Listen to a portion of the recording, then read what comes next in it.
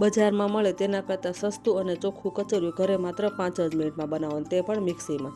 તો તેના માટે 2 બાઉલ તલ લીધેલા છે, 1 બાઉલ કોપરું, હાફ બાઉલ ખજૂર, 10 થી 12 નંગ જેટલી બદામ, 10 થી 12 નંગ જેટલા કાજુ, 1 બાઉલ તૂટી ફૂટી, 2 ચમચી સૂંઠ પાવડર અને 2 ચમચી જેટલા ખસખસ અને 1 બાઉલ ગોળ લીધેલો છે.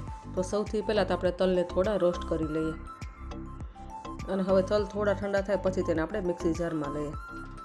હવે તેમાં હાફ બાઉલ ખજૂર, 2 મોટી ચમચી જેટલું આપણે કોપરાનું છીણ એડ કરીએ, 7 થી 8 નંગ જેટલી બદામ અને 7 થી 8 નંગ જેટલા આપણે કાજુ એડ કરીએ અને હવે આ બધી જ વસ્તુને આપણે મિક્સી જારમાં અધકચરી ક્રશ કરી લઈએ અને તેમાં 1 બાઉલ ગોળ એડ કરી બધી વસ્તુને ફરીવાર મિક્સ કરી દઈએ.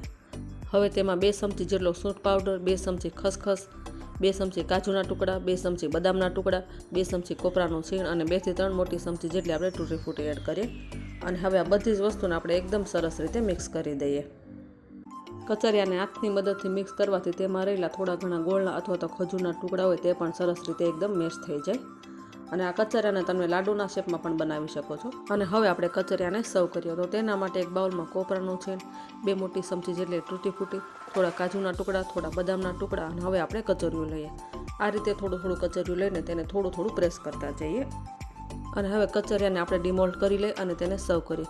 રેસીપીનો પૂરો વિડીયો જોવા માટે નીચે આપેલા પ્લે બટન પર ટચ કરો અને વિડીયોને લાઇક કરી ચેનલને સબસ્ક્રાઈબ કરો.